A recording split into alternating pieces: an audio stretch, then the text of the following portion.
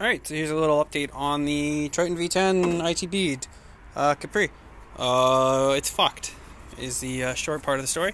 As you can see there and up here, in the accident it noodled the front of the frame in front of the firewall, so it's kind of destroyed the factory suspension mount. So it'll never be realigned. Maybe you could jack it up, with the tractor we have here and just lift it and maybe try to pull it into shape, but it'll always kind of be dickered.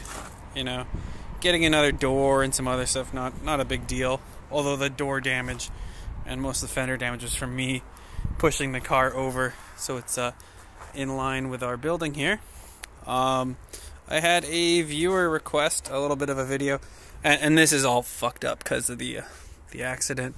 It would normally sit right in the groove there, but she's a little tweaked right now. Asked me some information on how I did the ITB setup. As you can see, these three are connected into one, and I left that basically alone, reusing the factory throttle cable and just boring out the hole a little bit so it would fit into there, and then made a little standoff bracket that I could add washers to equalize them so they're the same. These are off a Triumph inline 3-cylinder. Lots of their bikes had it. So are these ones, but I've just lopped it off, the extra cylinder. I did it this way so that we're only dealing with 4 banks of throttle bodies, not dealing with 10 individual ones like I had done originally. I use these guys to connect the cables to each other. They're just a ground add-on strap, so they have a little slot. You tighten them down. I got some cables from a pick-apart auto wrecker, and just attach them to that cable. You can pull them tight to what you need.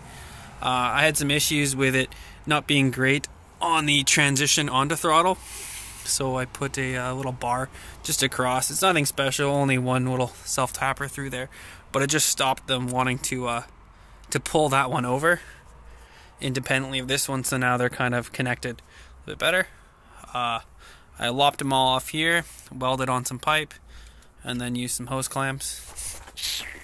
Yeah, and then put the GM style, or GM, yeah, coil packs on the inside so that it's kind of hidden, and then ran a vacuum block that connects all of them to each other, and then an idle control valve on that, and that seemed to be the ticket for a nice-ish smooth idle that the idle control valve could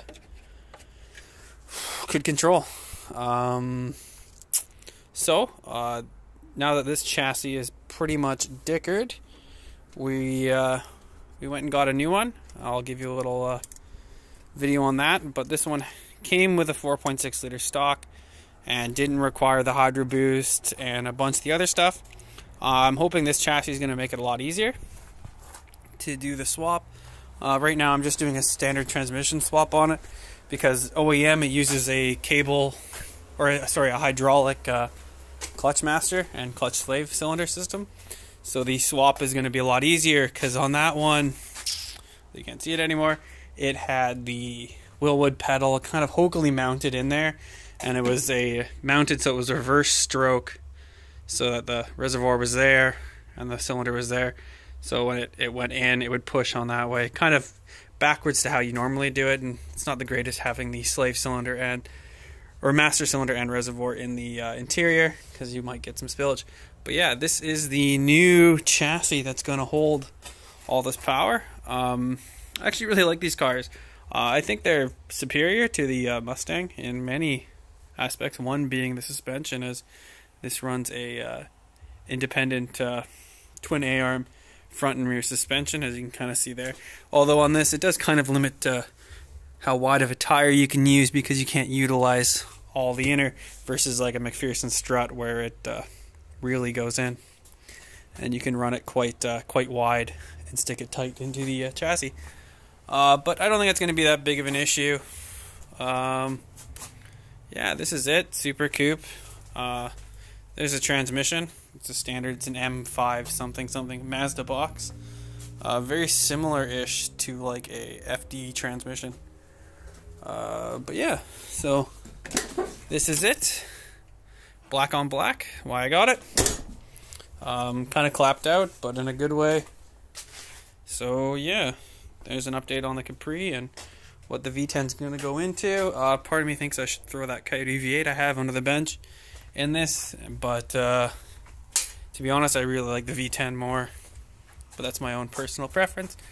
But yeah, as you can see, this engine bay is a lot fucking wider as it came stock with a 4.6 liter, and the 6.8 is like the 5.4, which is a stroked out 4.6 liter, so it's only, you know, an inch taller on the deck on either side. So it can run a normal brake booster. I don't need to run the hydro boost. I can keep the ABS most likely.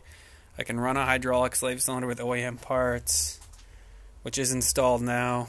Yeah, I'm hoping this is going to be a lot better of a chassis for me. You know, I can run a Skookum battery, as the other one I couldn't. My only worry is that the engine's going to come out quite far, but you know, at a slim fan, and if I have to maybe move the radiator into this gap, because it's just basically kind of like an IROC Camaro where it's got a shit ton of dead space in front of the radiator to the bumper. So yeah, so to me, I think I'll see you guys later, and maybe keep you updated on the transmission swap. So alright, bye.